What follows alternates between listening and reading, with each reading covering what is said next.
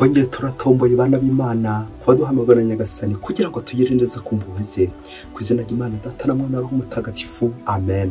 Amahoro bana b'Imana, nimuhumure, Imana iradukunda ije kudukiza kuri uyu wa kane w'icyumweru cya 12 mu byumweru bisanzwe tariki 10 Nyakanga 2025. Dore amasomo agiye kuduhuza n'Imana.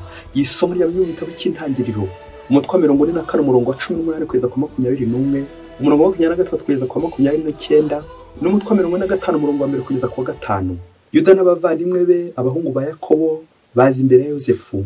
Yuda aramwegera maze aravuga ati, nyamuneka shobuja, ndakwinginze ngo wemerere umugaragu wawe agira icyo abwira databuja.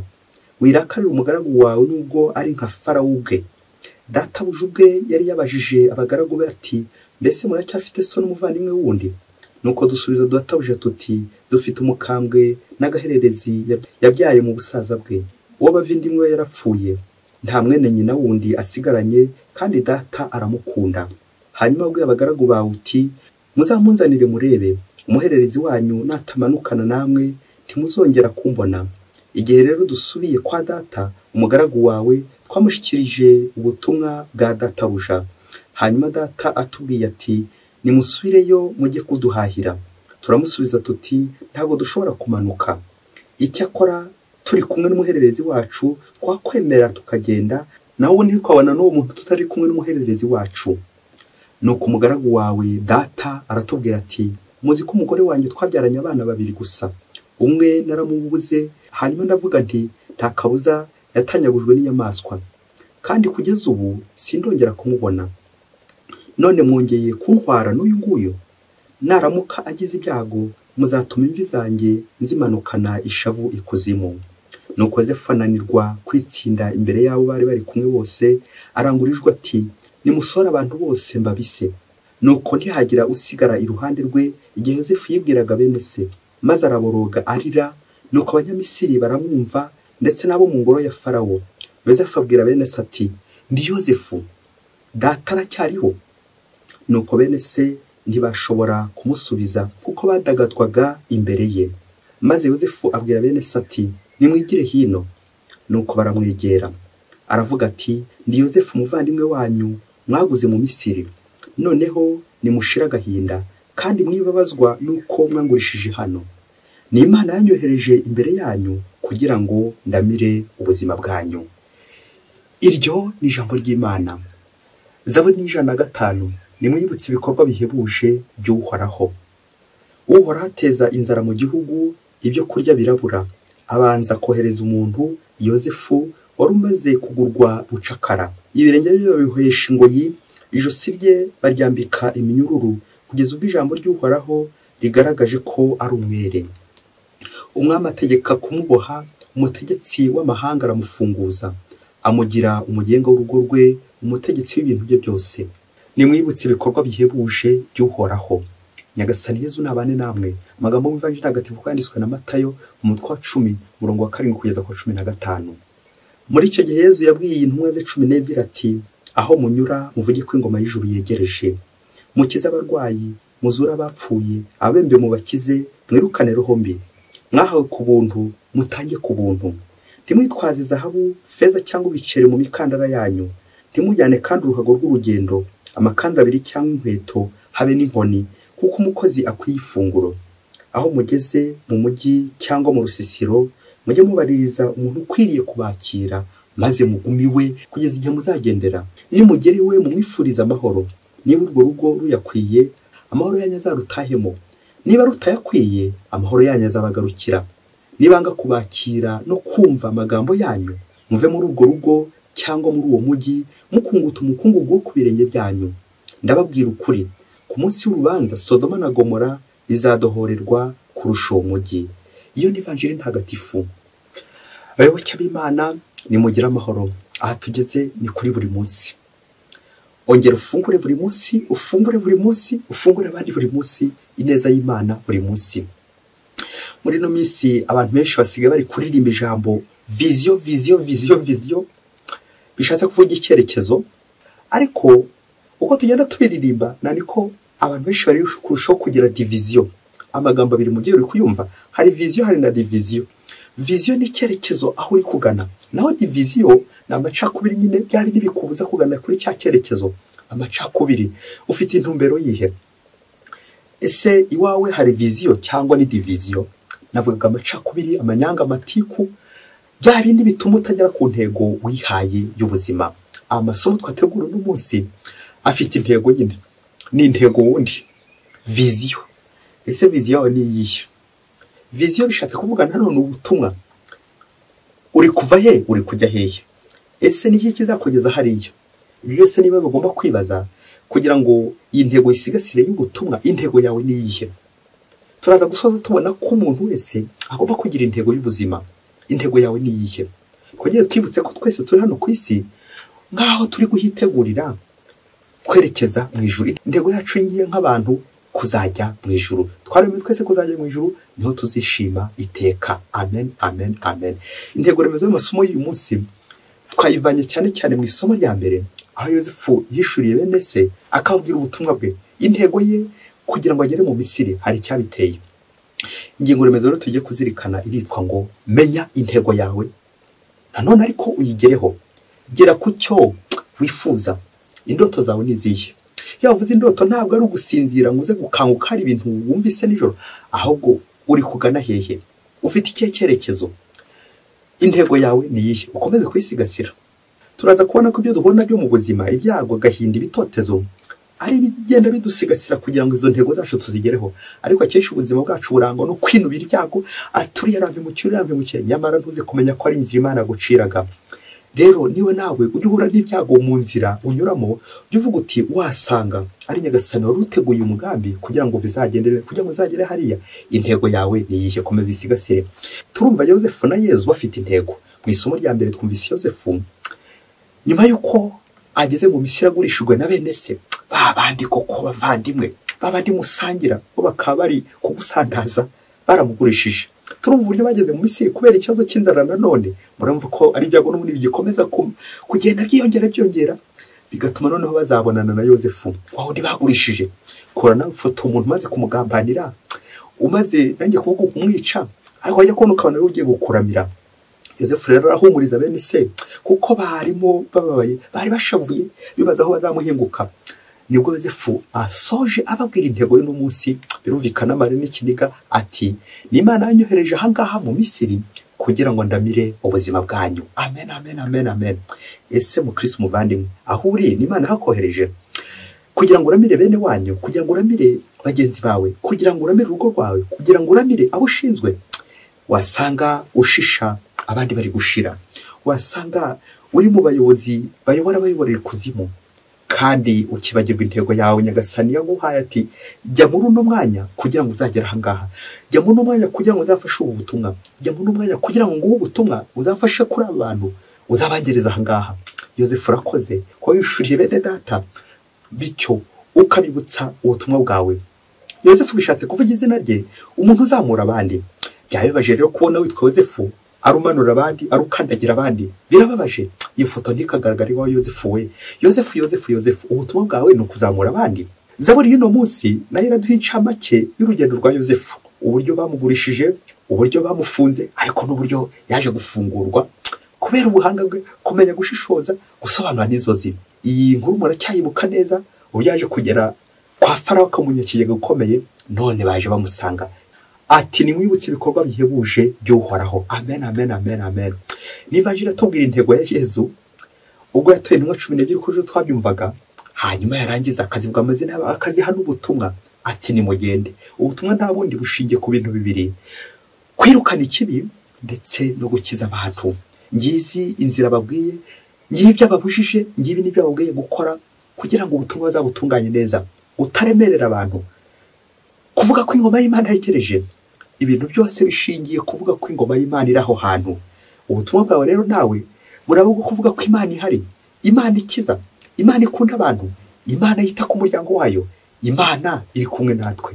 Nawe rero ujye uvuga uti harya handi mpagarara Imana, cyangwa sanga uri gahini uhagarara Imana nk'igahini, ukagira urahondagura abantu, ukubita abandi, utongana n'abandi, kandi wagahaye Imana nyine ukaba umuntu wayo. Bityo nawe ushize ukabasohoza hehe ku Mana. Ngubwo ubutumwa bwacu. kujya gushakashaka yazimiye, babandi bashonje bafite inzara, babandi dutumwaho buri munsi Nyagasani atambutse ijambo rye agutuma kuko arakwizeye, kuko yagutoye agira ngo ajye anagutuma buri munsi. Aho ngaho witeguye kujya mu butumwa, intego yawe ni iyihe?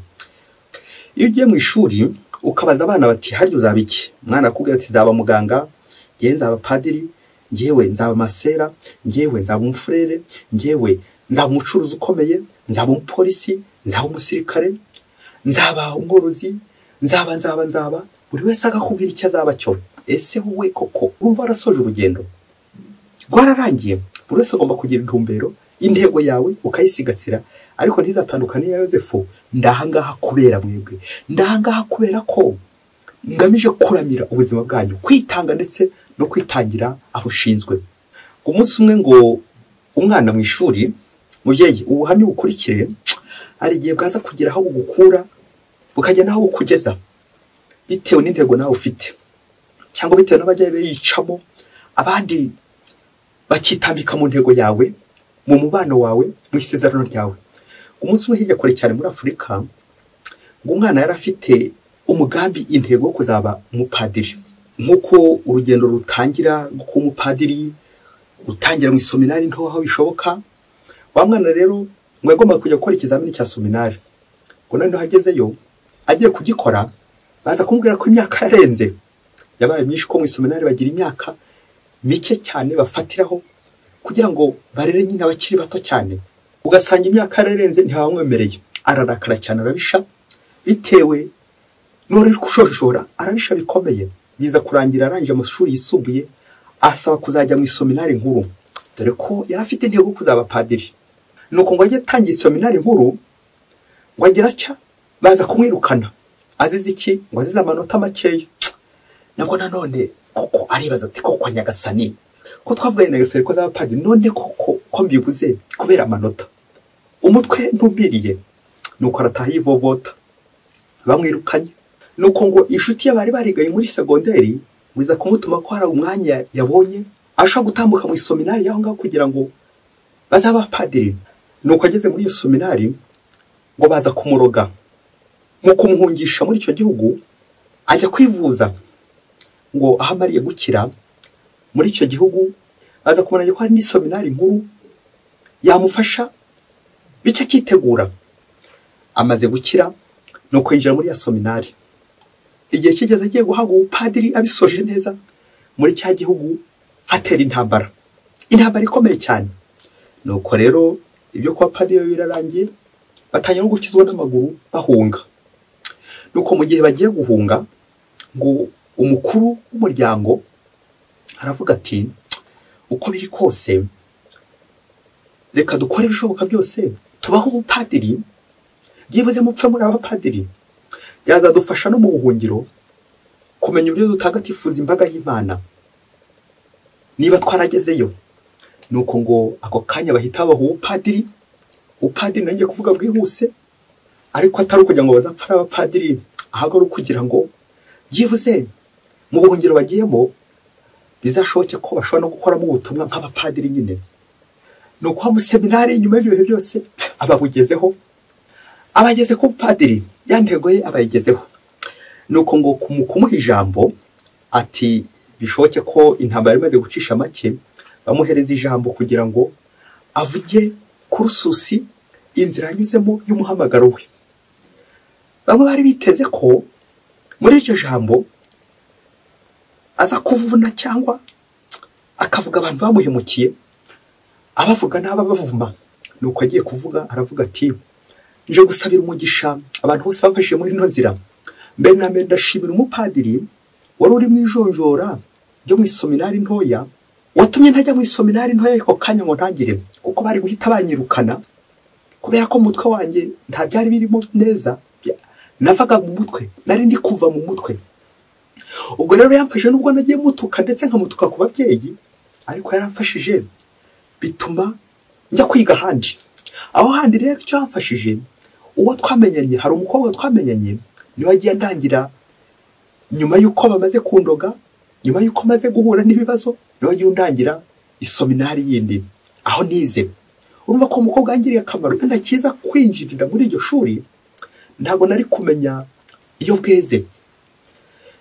Abandi ishimira ni abarozi babandi bandoze bagashaka kunyicisha, bagashaka kunyica, byatumye njya kwiga seminari ahandi.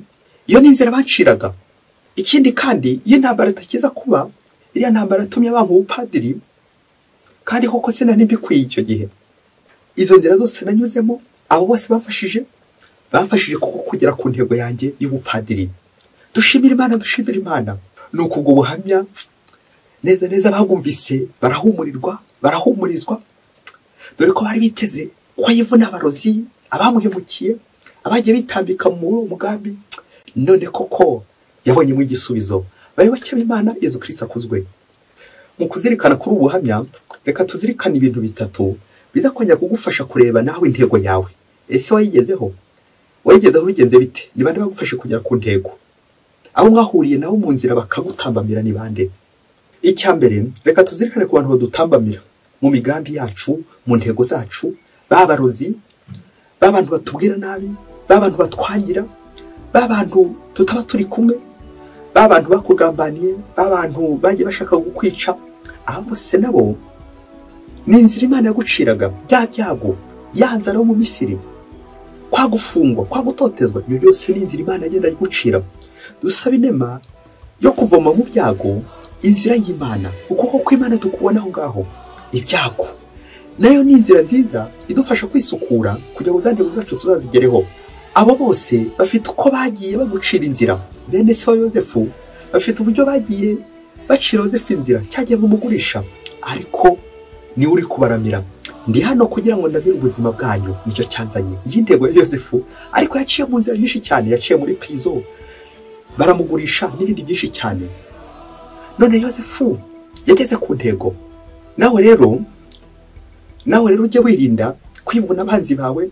Uyu yarampemukiye, uyu yarantambamiye, uyu nguyu niwe wabuje kugera aha ngaha, uyu nguyu yankoreye kino kibi.